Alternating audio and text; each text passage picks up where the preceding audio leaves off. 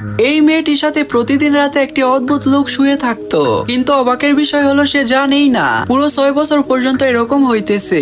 প্রতিদিন যখন সে ঘুমতো তখন ওই অদ্ভুত লোকটি তার খাটের নিচ থেকে বের হতো আর তাকে ওষুধ দিয়ে অজ্ঞান করে দিত।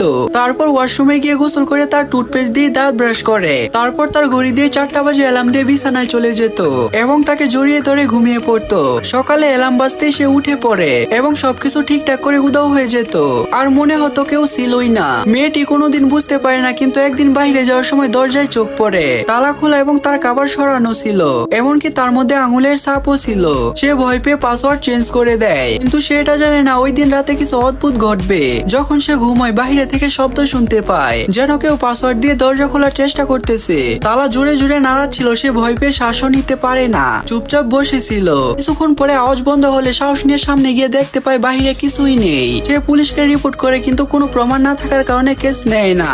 এখন তার কোনো উপায় নেই, তাই সে সবকিছু ভুলে যাবার চেষ্টা করে। কিন্তু আসল কাহিনী তো এখন শুরু। পার্ট 2 দেখার জন্য লাইক করে চ্যানেলটি সাবস্ক্রাইব করে দিন।